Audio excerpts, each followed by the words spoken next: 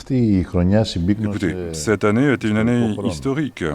Au cours de l'année qui s'est écoulée, nous avons mené une âpre négociation qui a souligné le déficit démocratique de l'Europe, mais également la capacité d'un peuple à surmonter ses craintes et à négocier le meilleur pour lui-même. Et en même temps, cette année a souligné les difficultés réelles auxquelles on est confronté lorsqu'on veut changer la donne en Europe. Il existe aujourd'hui un climat de défiance à l'égard de l'Europe et c'est la réalité aujourd'hui. Donc il est très difficile de changer la donne en Europe lorsque l'on veut introduire des réformes dans un seul pays. Pour que l'Europe aille de l'avant, il faut qu'il y ait des tentatives concertées visant à changer les rapports de force. Je dirais donc que l'année qui s'est écoulée a été positive. Il y a eu une mobilisation des forces populaires, il y a eu une mise en valeur de la démocratie, qui est aujourd'hui la principale valeur de l'Europe, mais il existe aussi un revers de la médaille, à savoir que lorsque l'on veut introduire des changements, eh bien, il existe un principe de réalité, il existe des conditions réelles, il faut faire preuve de patience et d'opiniâtreté. Je dirais donc qu'il y a eu une grande mobilisation du peuple, il y a eu le référendum, il y a eu la négociation, mais également l'accord que nous avons ratifié, et tout cela a été très important. Nous avons abouti à un compromis dont l'objectif est de créer les conditions pour que la résistance grecque puisse essaimer dans d'autres pays de l'Union européenne. Et il ne fallait pas tomber dans le piège que nous tendaient les forces conservatrices de l'Europe, qui aurait conduit tôt ou tard à la destruction de l'Europe et à la destruction de la cohésion européenne. Donc, au cours de l'année qui s'est écoulée, non seulement nous avons négocié l'accord, mais nous avons été confrontés également à une crise générale de l'Union européenne. Il y a eu la crise des réfugiés qui va bien évidemment se poursuivre au cours de l'année à venir. Il y a eu également les attentats terroristes qui ont créé un climat d'instabilité et d'incertitude au sein de l'Europe. Nous sommes donc confrontés à des dangers qu'il nous faut absolument repérer. Je dirais que l'Europe se trouve à un carrefour. Il y a la crise économique, il y a la crise des réfugiés et il y a, de manière générale, l'instabilité dans l'ensemble de la région. Et tout cela crée un terreau fertile à la haine, à la montée en puissance de l'intolérance, du racisme, mais également à la montée en puissance d'idées d'extrême droite qui risquent de détruire l'Europe. Donc aujourd'hui, il faut qu'il y ait une large alliance des forces de progrès en Europe pour que l'on change de cap. Il faut résister aux politiques d'austérité qui détruisent la cohésion, mais en même temps, il faut empêcher le racisme et l'intolérance de s'implanter en Europe, ce qui risque de détruire l'Europe.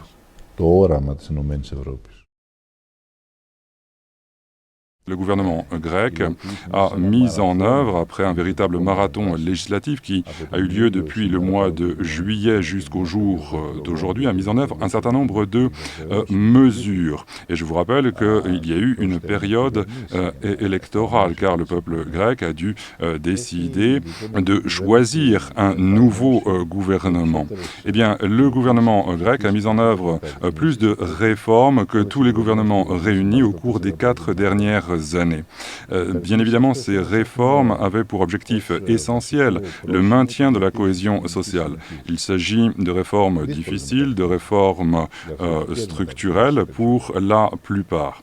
Donc aujourd'hui, où en sommes-nous? Eh bien, à la fin du mois de janvier, au début du mois de février, nous aurons mis en œuvre 70% de nos obligations en vertu de l'accord que nous avons ratifié, tout du moins dans le domaine budgétaire. Donc, je dirais que tous ceux qui affirment que la Grèce ne va pas de l'avant, eh bien, le font de manière intentionnelle, car ils veulent ternir l'image de la Grèce, ou tout simplement parce qu'ils méconnaissent la réalité. Mais la réalité est tout autre aujourd'hui. Nous sommes à quelques semaines de la première évaluation de la Troïka, et au cours des semaines à venir, nous allons mettre en œuvre la réforme de la sécurité sociale, la réforme de notre système d'assurance sociale. Il s'agit d'une une réforme que les gouvernements précédents des 20 dernières années n'avaient même pas osé envisager faire, alors qu'ils voyaient que le système de sécurité sociale grec allait droit dans le mur. Et je dirais même d'ailleurs que cette crise du système de sécurité sociale avait été aggravée par les choix des gouvernements de la période précédente, les gouvernements de la crise, les gouvernements des mémorandums. Ces gouvernements d'ailleurs avaient fait des choix qui avaient conduit à une augmentation sans précédent du chômage, à une augmentation sans précédent de l'économie souterraine en Grèce et une véritable ponction, une véritable saignée des caisses de sécurité sociale dans le cadre de ce qu'on appelle le PSI, c'est-à-dire l'effacement de la dette détenue par les créanciers privés du pays, qui obérait d'ailleurs les caisses de sécurité sociale de 13 milliards d'euros. Nous avons fait un choix très très important d'ouvrir des perspectives pour l'avenir, tout en connaissant le coût politique que cela implique. Mais nous pensons qu'il s'agit d'une mesure, d'un choix de responsabilité sociale. Et nous procédons à une réforme clé qui a pour principale caractéristique la justice sociale. Bien évidemment, nous allons nous heurter à un certain nombre d'intérêts, un certain nombre de nantis. Mais nous pensons qu'il s'agit d'un choix juste effectué par un gouvernement de gauche dans des périodes de crise. Nous voulons agir avec détermination, faire preuve d'audace, prendre des décisions qui sont parfois douloureuses, mais avec toujours le regard tourné vers l'avenir et en ayant toujours en tête la justice et la responsabilité sociale. En vertu de l'accord que nous avons ratifié avec l'Union européenne, l'Europe attend de nous que nous réduisions les dépenses de sécurité sociale de 1% du PIB en 2016. En effet, les dépenses sociales, les dépenses en termes de sécurité sociale, se trouvent à un niveau très élevé du produit intérieur brut, environ 16%, mais là, il faut dire la vérité. Ce pourcentage est dû au fait, non pas que les dépenses sociales ont augmenté, mais au fait que le PIB a baissé, en raison en particulier de la récession, qui a conduit à la baisse elle-même du PIB, du produit intérieur brut grec. Mais lorsque l'on consacre plus de 16% à la sécurité sociale, à ce moment-là, il n'y a plus d'argent à consacrer à la santé, à l'éducation. Donc, nous avons décidé de mettre en œuvre des politiques qui vont nous permettre de retrouver le chemin de la croissance, retrouver une croissance positive. Et c'est là que nous nous opposons à la logique de l'austérité qui prévaut aujourd'hui dans les cercles néolibéraux en Europe. Et c'est la principale ligne de fracture entre la gauche et la droite aujourd'hui en Europe. Donc, notre obligation en termes de sécurité sociale est de réduire les dépenses sociales de 1%. Et nous pouvons le faire sans procéder à une réforme de la sécurité sociale. Nous avons choisi, donc, nous, de réformer le système de sécurité sociale pour créer des conditions de justice et de perspective de l'avenir pour protéger les générations futures. Nous avons passé un accord avec les responsables sociaux. Nous avons décidé de ne pas réduire pour la 12e fois consécutive, car je vous rappelle que les retraites avaient été baissées 11 fois au cours des 5 dernières années. Nous avons décidé donc de ne pas réduire de 40% les retraites. Et nous avons donc décidé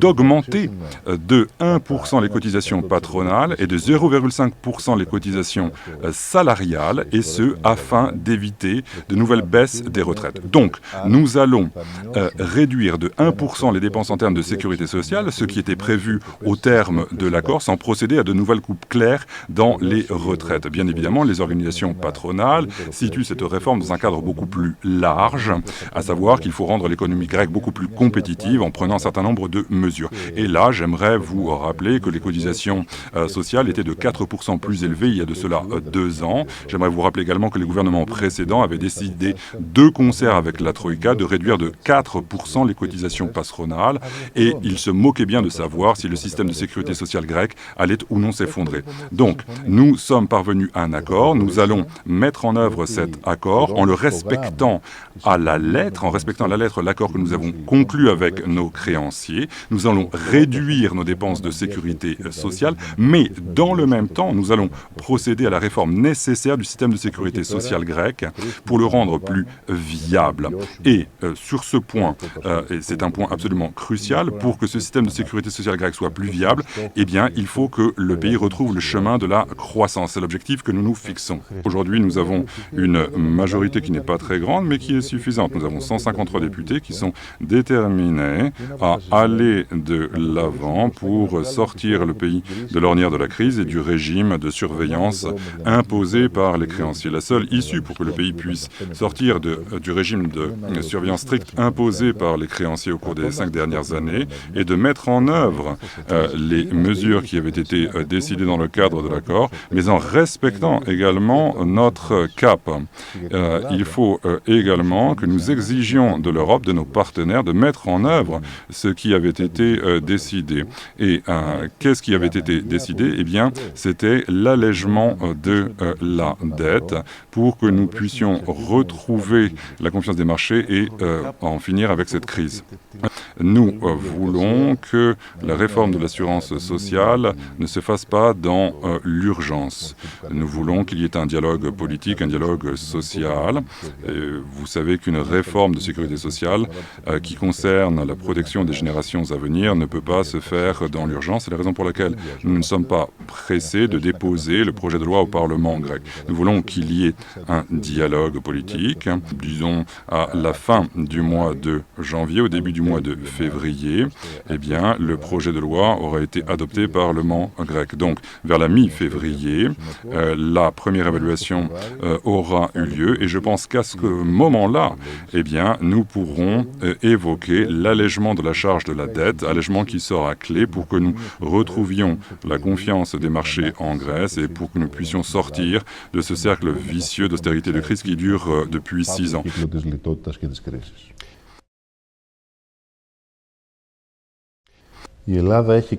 Écoutez, la Grèce a toutes les possibilités de sortir de la crise en 2016. Toutes les Cassandres ont été démenties. J'aimerais vous rappeler qu'après l'imposition des contrôles de flux de capitaux qui avaient été imposés aux banques grecques, on pensait que l'année 2015 se terminerait avec une récession de 4%. Toutefois, l'année 2015 s'est achevée avec une croissance zéro. Nous avons réussi à recapitaliser les banques et un certain nombre de personnes pensaient que nous aurions besoin de 25 milliards d'euros. Nous n'avons eu besoin que de 5,7 milliards d'euros, ce qui implique que nous avons économisé 19 milliards d'euros dans le cadre de l'accord qui avait été ratifié au mois de juillet. En outre, les analystes affirment que dans 6 mois, donc au second semestre 2016, la Grèce aura retrouvé le chemin de la croissance. Autrement dit, qu'elle retrouvera un rythme de croissance positif. Et bien évidemment, cela va avoir des conséquences très positives pour la Grèce. Bien évidemment, je tiens à vous dire que j'ai des craintes et ma seule crainte est qu'un certain nombre de dirigeants en Europe ne veulent pas que la Grèce retrouve le chemin de la croissance. En effet, depuis le début de la crise, un certain nombre de dirigeants voulaient que la Grèce soit le cobaye de l'Europe pour mettre en œuvre un certain nombre de plans visant à redistribuer les cartes, visant à reconfigurer le mode de fonctionnement de la zone euro. Donc un certain nombre de personnes veulent qu'il y ait une Europe à 2 vitesses. Et je tiens à vous dire que cela est extrêmement dangereux. Fortiori aujourd'hui, à un moment où l'Europe est menacée par la crise des réfugiés, par l'instabilité. Et je tiens à vous dire, comme je vous l'ai dit tout à l'heure, que cela peut constituer un terreau fertile pour des forces d'extrême droite qui ne veulent pas changer l'Europe, mais qui veulent au contraire détruire l'Europe. Donc vous vous rendez compte à quel point ceux qui affirmaient au mois de juillet dernier que le Grexit était la seule version possible, la seule perspective possible pour l'Europe, eh bien ces personnes se sont vues infliger un démenti cinglant. Le Grexit n'était pas une perspective d'avenir pour l'Union européenne. Donc nous, aujourd'hui, toutes les forces progressistes, toutes les forces pro-européennes, nous devons être le garant de la cohésion sociale, nous devons voir quels sont les dangers réels auxquels l'Europe est confrontée, nous devons tirer le signal d'alarme. La Grèce doit sortir de la crise et si la Grèce sort de la crise, à ce moment-là, ce sera un message fort que l'Europe enverra aux autres pays. Si l'Europe veut véritablement changer de stratégie, il lui faudra surmonter ses faiblesses structurelles et dépasser la crise. En effet, l'austérité qui a conduit à un renforcement des inégalités sociales au sein de l'Europe. Nous sommes tous préoccupés par les indicateurs économiques, par l'inflation, par la dette. Bien évidemment, c'est très important, mais il existe également des indicateurs sociaux. Il n'est pas possible il n'est pas acceptable que dans une famille européenne unie, il y ait des pays qui aient un taux de chômage de 25%, comme la Grèce, l'Espagne et d'autres pays d'Europe du Sud, et qu'il y ait d'autre part des pays qui aient un taux de chômage de 5%, comme l'Allemagne. Il n'est pas possible que les déficits de l'Europe du Sud soient les excédents budgétaires de l'Europe du Nord. Il n'est pas acceptable non plus qu'une famille européenne unie œuvre en faveur d'un seul pays, l'Allemagne. C'est mauvais pour l'Allemagne elle-même. Il faut donc décider ce que nous voulons. Est-ce que nous voulons une Europe des peuples? Est-ce que nous voulons une Europe des États européens, une Union européenne? Ou est-ce que nous voulons une Europe qui travaille pour un seul pays? Et j'aimerais vous dire que nous sommes confrontés à des choix cruciaux. Sur ce plan, je tiens à vous dire que la France est un pays qui va jouer un rôle clé pour l'avenir de l'Europe. En effet, au cours des prochaines années, c'est l'avenir de l'Europe qui se jouera en France. Autrement dit, est-ce que l'Union européenne continuera à être unie, être le garant de la cohésion sociale, ou repoussera-t-elle ce principe, ou au contraire, allons-nous nous retrouver encore dans un cercle vicieux bien pire que par le passé? Je tiens à vous dire que lors des prochaines élections françaises, la menace de l'extrême droite sera extrêmement forte. La rupture du pacte social en France avec les récents attentats terroristes est très claire. Il nous faut donc constituer un front large, uni, démocratique, progressiste pour résister à cette période difficile. Je pense que la Grèce peut continuer à être à l'ordre du jour de l'Union européenne au cours d'un avenir proche, mais cette fois-ci, nous voulons que la Grèce soit une partie de la solution et non pas une partie du problème. Nous voulons que la Grèce puisse nous permettre de dépasser la crise économique en ayant toujours en tête la solidarité, l'humanité, en faisant preuve d'humanisme. Με όρους αλληλεγγύης, με όρους ανθρωπιάς, αναδεικνύοντας, αν θέλετε, τις πραγματικές ανθρωπιστικές αξίες της Ευρώπης. Je pense que c'est un problème qui concerne toute l'Europe. Et là, il faut comprendre quelque chose de très important. Soit il y aura des règles communes pour tout le monde, soit il y aura une Europe à la carte, en quelque sorte. Vous voyez bien donc qu'un certain nombre d'États adoptent une position qui est absolument anti-européenne. Et je me réfère aux pays en particulier qui ferment leurs frontières et qui disent « Oh, bah, écoutez, ça ne m'intéresse pas, c'est le problème du voisin, je ne veux pas que ce problème touche mon pays. » La Grèce, à l'heure actuelle, est un pays de transit des réfugiés. C'est le pays qui se trouve dans l'œil du cyclone en raison d'une crise dont elle n'est évidemment pas responsable. Ceux qui sont responsables de la crise en Syrie ne veulent pas accueillir de réfugiés sur leur sol, ou alors ils en accueillent un nombre très faible. Et nous voyons que ceux qui vont profiter grandement de la crise des réfugiés ne seront pas les pays de transit, mais les pays d'accueil. En effet, les pays d'accueil, malgré la xénophobie qui existe à l'heure actuelle, eh bien, profiteront grandement d'une partie de la population qui est extrêmement dynamique et qui va occuper des postes de travail faiblement rémunérés. Donc il s'agit d'une frange de la population qui est extrêmement dynamique et qui va renforcer l'économie. L'Allemagne a beaucoup à gagner, en particulier de l'accueil de centaines de milliers, voire de millions de réfugiés syriens, d'une classe moyenne qui est extrêmement dynamique et qui a une très grande adaptabilité au tissu productif. La Grèce n'a rien à gagner de tout cela. Elle n'a que des dépenses à effectuer pour accorder une aide humanitaire, pour héberger ces réfugiés, pour créer des centres d'accueil. Donc vous voyez bien que nous ne pouvons pas régler ce problème en disant bah, écoutez, ça c'est le problème des autres, ce n'est pas mon problème. L'Europe ne peut pas agir ainsi. Donc nous pensons que l'Europe doit avoir des règles communes pour faire face à ce problème. La Grèce, l'Italie, l'Espagne, les pays d'accueil doivent être soutenus.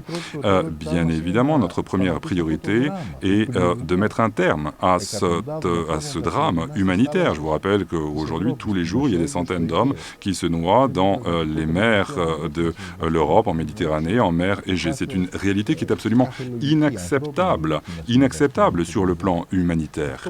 Et dans le même temps, nous devons travailler dur pour résoudre le problème de cette crise des réfugiés, de la crise syrienne, mais avec des moyens diplomatiques. Donc l'Europe doit comprendre qu'il s'agit d'une crise sans précédent. La crise des réfugiés est une crise sans précédent. C'est le plus grand mouvement de population depuis la Seconde Guerre mondiale. Et ce problème doit être résolu de manière collective, en ayant toujours en tête les valeurs de la solidarité, mais également la valeur européenne de partage des responsabilités. Les valeurs portées par la Grèce ont joué un rôle très important depuis la fondation de l'État grec, à la suite de la Révolution grecque de 1821 jusqu'aujourd'hui. La Grèce représente au niveau mondial, au niveau européen, la continuité d'une civilisation humaine par excellence, très ancienne, qui était la civilisation de la Grèce antique, la civilisation qui a constitué le berceau de la civilisation mondiale. Et aujourd'hui, la Grèce, dans une Europe qui est déchirée par de très nombreuses crises, pas seulement une crise économique, mais aussi une crise intellectuelle, une crise des valeurs. Eh bien, la Grèce donne un message, envoie un message très fort, un message de valeur, un message de démocratie. Et je vous ai dit tout à l'heure que la négociation que nous avons menée avec l'Europe a souligné le déficit démocratique de l'Europe. Je considère donc que la Grèce, aujourd'hui, peut donner des valeurs à l'Europe. La Grèce peut être un pays qui peut jouer un rôle de fer de lance, comme on pourrait le dire, de même qu'elle l'a fait dans le passé. Elle peut permettre à l'Europe de retrouver les valeurs de démocratie, de solidarité, de conscience collective. Le gouvernement grec mène un combat pour défendre ces valeurs, pour changer la donne en Europe, afin que l'Europe retrouve une dimension beaucoup plus progressiste. Et je pense que l'Europe en a besoin. Et sur ce point, je tiens à vous dire que la relation entre la France et la Grèce peut jouer un rôle très très important. C'est une relation qui a résisté aux problèmes du passé, qui est aujourd'hui très dynamique. Écoutez, je pense qu'il s'agit d'un capital effectivement extraordinairement important pour notre pays, la culture est le capital par excellence de la Grèce. Et je ne me réfère pas uniquement ici au passé, à la civilisation de la Grèce antique, je me réfère à la civilisation de la Grèce moderne. Il s'agit d'une civilisation qui peut constituer l'identité moderne du monde, mais également le meilleur ambassadeur de la Grèce et de l'hellénisme dans le monde entier. Je pense qu'il faut que nous œuvrions en faveur d'une nouvelle renaissance culturelle. La Grèce a traversé une crise économique sans précédent. Et au-delà de cette crise, elle a été confrontée à une crise des valeurs, une crise civilisationnelle, je dirais. Il n'a pas été facile pour nous d'assimiler le modèle civilisationnel de Midan, à savoir le modèle de la mondialisation. Et je pense que c'était une erreur de notre part de l'assimiler. La Grèce, donc, grâce à sa différence, peut renvoyer l'image d'un pays qui peut constituer le berceau de la démocratie au niveau mondial. En 2021, nous fêterons le bicentenaire de la Révolution grecque. La Révolution grecque a eu lieu car les forces progressistes de l'Europe ont œuvré en faveur de la création d'un État qui a constitué le trait d'union avec les valeurs de la civilisation de la Grèce antique. Aujourd'hui, je pense que le temps est venu, 200 ans après la Révolution grecque, de faire un bilan pour voir ce que signifie la Grèce pour l'Europe et ce que signifie l'Europe pour la Grèce.